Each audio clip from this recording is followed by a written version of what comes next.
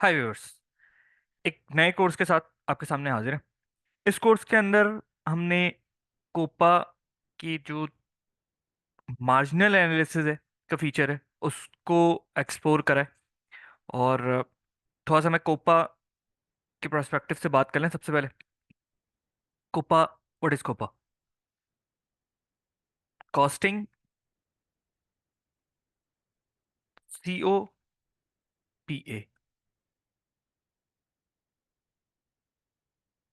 Controlling profitability analysis. Okay, profitability analysis यानी कि मैं बात करूंगा सेल्स की, मैं बात कर रहा हूँ इसमें कॉग्स की, मैं बात कर रहा हूँ इसमें वेरिएंस की, मैं बात कर रहा हूँ इसमें प्रॉफिट की, मैं इसमें बात कर रहा हूँ कोपा साइकिल्स की। क्योंकि वेरिएंस ये सारे जब आ जाते हैं तो ये कॉग्स का ही पार्ट होता है, और यहाँ पर हमारे पास जो है वो ग्रॉस प्रॉफिट आ रहा होता है। ग्रॉस प्रॉफिट तक के लेवल पे मेरा system each and every time मुझे ये चीज़ पिक्चर मुझे कोपा की रिपोर्ट्स में शो कर रहा होता है। इसके बाद जो मेरे एडमिन मार्केटिंग और इस किस्म की जो कॉस्ट होती है, ये कोपा साइकिल्स के थ्रू मेरी प्रॉफिटेबिलिटी एनालिसिस के ऊपर आ रही होती है। ओके, और फिर मेरा नेट प्रॉफिट मुझे शो हो रहा होता है। तो ये एक छोटा सा इंट्रो था कोपा का, कि हमारे पास से कोपा की रिपोर्ट्स में जो है वो सेल्स की अमाउंट आ रही होगी, हमारे पास कोपा की रिपोर्ट्स में कॉक्स की अमाउंट आ रही होगी। ओके, हमारे पास कोपा की रिपोर्ट्स में वेरिएंस आ रहा होगा जब हम ऑर्डर को सेटल कर रहे होते हैं। सेम इसी तरह हमारे पास जो है वो ग्रॉस प्रॉफिट, क्योंकि वेरिएंस हमारा मंथ एंड पे एग्जीक्यूट होता है, तो sales minus COGS, GP, GP level तक हमें एनी टाइम कभी भी दिख रहा होगा। ठीक? जब मंथ एंड का प्रोसेस एग्जीक्यूट होगा तो मेरे पास वेरिएंसेस की अमाउंट नजर आ रही होगी। कोपा की साइकिल एग्जीक्यूट होगी तो नॉन प्रोडक्शन कॉस्ट सेंटर की जो कॉस्ट है वो मेरी कोपा के ऊपर हिट कर रही होगी। कि कोपा, मेनली कोपा दो टाइप्स के हैं, कॉस्टिंग बेस और account base. Costing base COPA के अंदर जो मेन डिफरेंस है वो ये है कि हम इसमें भी कैरेक्टरिस्टिक्स क्रिएट करते हैं और हम इसमें भी कैरेक्टरिस्टिक्स क्रिएट करते हैं। कॉस्टिंग बेस कोपा के अंदर हम वैल्यू फील्ड्स क्रिएट करते थे,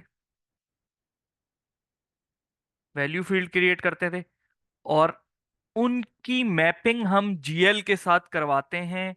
उसकी बेसिस पे हम कोपा की रिपोर्ट्स देख रहे होते हैं। ओके, अकाउंट बेस्ड कोपा में वैल्यू फील्ड नहीं होती, वैल्यू फील्ड नहीं होती तो कोई इसकी अलग से मैपिंग नहीं करवानी पड़ती। कैरेक्टरिस्टिक्स तो होती हैं और साथ में हमारा कॉस्ट एलिमेंट जो है वो कॉस्ट कॉस्ट एलिमेंट जो है वो वैल्यू फील्ड का काम कर रहा होता है। इस वजह से हमें अलग से कोई वैल्यू फील्ड्स बनाने की जरूरत नहीं पड़ रही होती अकाउंट बेस्ड कोपा के अंदर। कॉस्टिंग बेस्ड कोपा के बाद जो है वो अकाउंट बेस्ड कोपा आया। अकाउंट बेस्ड कोपा में कुछ मजीद मॉडिफिकेशंस करके और साथ में फ्यूरी एप्स वगैरह को देकर मार्जिनल एनालिसिस इंट्रोड्यूस करवाया गया। ठीक है, इसमें कंटिन्यूअस जो है वो डेवलपमेंट हो रही है। फ्यूरी एप्स के अंदर काफ़ी सारी फ्यूरी एप्स हैं लाइन आइटम्स की, साथ में आपका जो कैरेक्टरिस्टिक्स क्रिएट करने की ये चीज़ें। अभी बहुत सी चीज़ें मैंने इस कोर्स के अंदर कवर नहीं करी हैं क्योंकि अराउंड 5.5 6 आवर्स का कोर्स ये तकरीबन हो गया नॉर्मल चीज़ों को ही कवर करते करते। ओके, तो मेरी कोशिश ये होगी कि इस कोर्स के बाद मैं कॉस्टिंग बेस्ड कोपा के ऊपर एक सेपरेट कोर्स क्रिएट करूं। देन फिर जो मार्जिनल एनालिसिस की मजीद एप्स वगैरह हैं हम उनको भी एक अलग से कोर्स में एक्सप्लोर कर रहे होंगे इंशाल्लाह। ओके, तो इसमें इंट्रो के तौर पर हमने जो है वो कोपा की बेसिक चीज़ें देख ली। फिर कॉस्टिंग बेस्ड कोपा और अकाउंट बेस्ड कोपा में मेजर जो डिफरेंस है वो देख लिया। ठीक है, कॉस्टिंग बेस्ड कोपा में एक दूसरा डिसएडवांटेज ये था कि इसको reconciliation, it's a big task. Okay, reconciliation क्योंकि वैल्यू फील्ड की मैपिंग होती थी जीएल के साथ, तो इसको रिकंसाइल करना इट्स लिटिल बिट ट्रिकी और थोड़ा मुश्किल होता था। तो अकाउंट बेस्ड कोपा में ये चीज़ें रिजॉल्व हो गई हैं, कॉस्ट एलिमेंट ही हमारा एज अ हमने वैल्यू फील्ड के तौर पे यूज हो रहा होता है, तो रिकंसिलेशन तकरीबन एलिमिनेट हो गई है।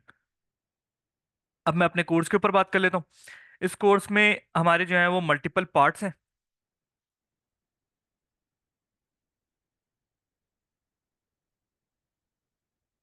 कि सबसे पहले तो हमने इंट्रीज के पोर्शन के अंदर ये चीज कवर करी है कि कब कब कोपा की लाइन आइटम हिट होती है, कोपा कब कब को कौन कौन से बिजनेस प्रोसेस कोपा में रिफ्लेक्ट हो रहे होते हैं।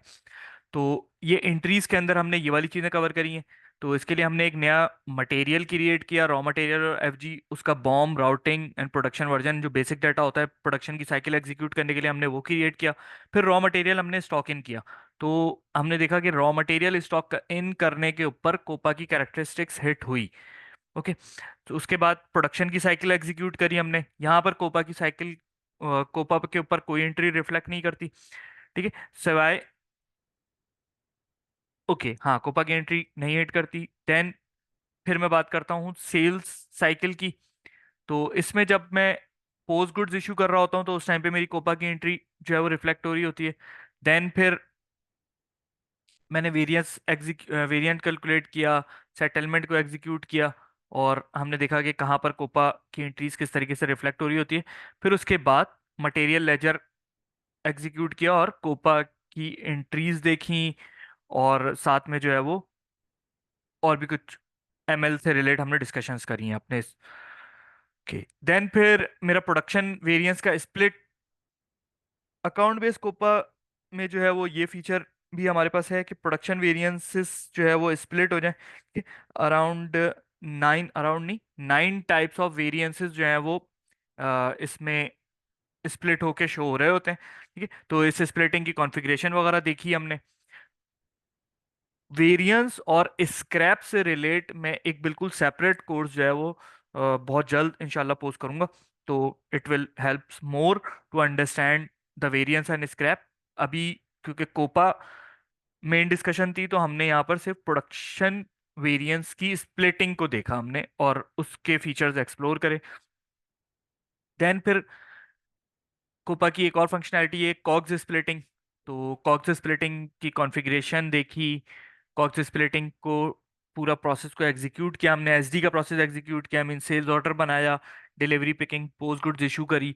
फिर उसके बाद इस पे जो है वो स्प्लिटिंग की एंट्रीज को हमने ऑब्जर्व किया। देन फिर मटेरियल लेजर हमने एग्जीक्यूट किया था। मटेरियल लेजर पूरा कोर्स कंप्लीट होने के बाद हमने ये मटेरियल लेजर की वीडियोस मैंने लास्ट में क्रिएट करी हैं। Okay.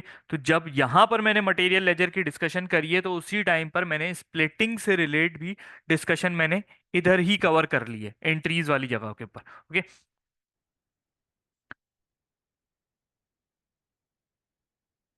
Then COPA assessment cycles हमने बनाई हैं। तो तकरीबन 1.5 आवर का ये सेशन है। तो इसमें हमने इंट्रोडक्शन के ऊपर बात करी सबसे पहले, फिर हमने कोपा साइकिल क्रिएट करी है single production based on percentage basis. ठीक है, मल्टीपल इसमें बेसिस हो सकती हैं हमारी कोपा की साइकिल की।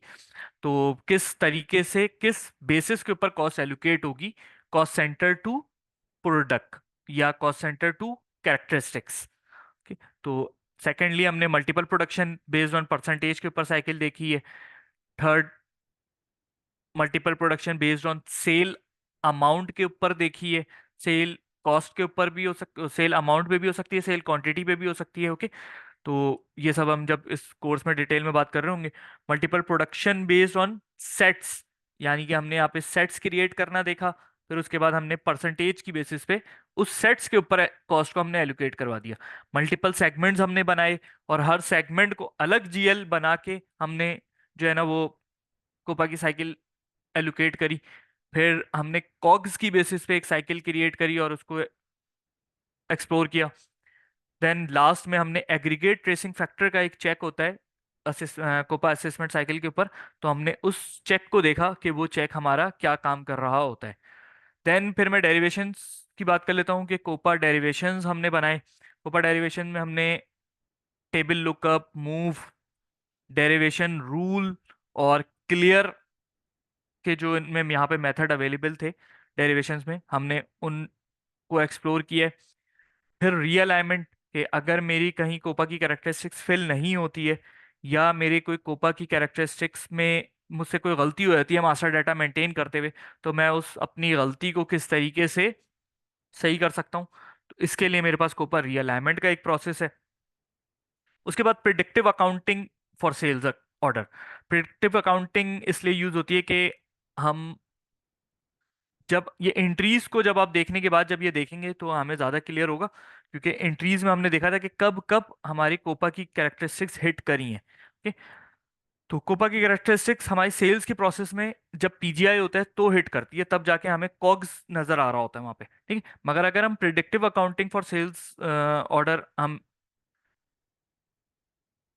कर लें, तो जैसे ही मैं अपना सेल्स ऑर्डर क्रिएट करूंगा, मेरे सेल्स कॉग, इस तरह की सारी चीजें जो है वो मेरी कोपा के लाइन आइटम्स पे शो होना शुरू हो जाती हैं। ठीक है, तो ये हमने प्रिडिक्टिव अकाउंटिंग के अंदर इस चीज को देखा है।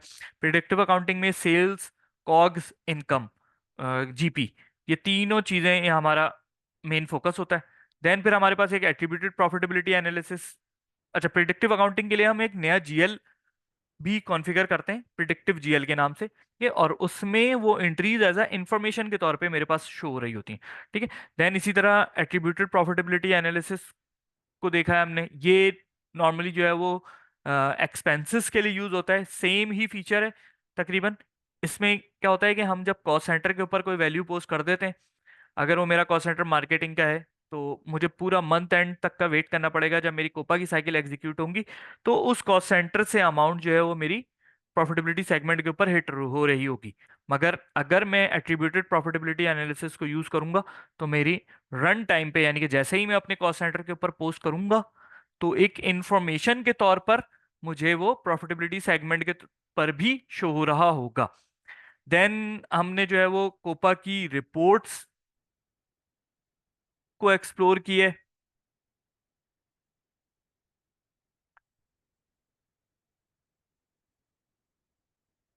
कोपा की रिपोर्ट्स को एक्सप्लोर किया है। इसमें हमने फॉर्म बेस्ड रिपोर्ट भी देखी है, विदाउट फॉर्म बेस्ड रिपोर्ट भी देखी है।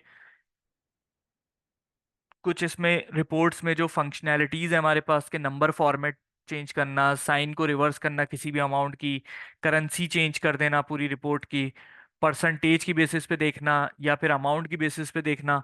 ठीक है, कुछ एक्सेप्शंस हैं कि हम किसी खास रूल की बेसिस पे हम कलरिंग फीचर यूज कर सकते हैं। एबीसी एनालिसिस का एक ऑप्शन मौजूद है, हमने इस चीज को देखा है रिपोर्ट्स में।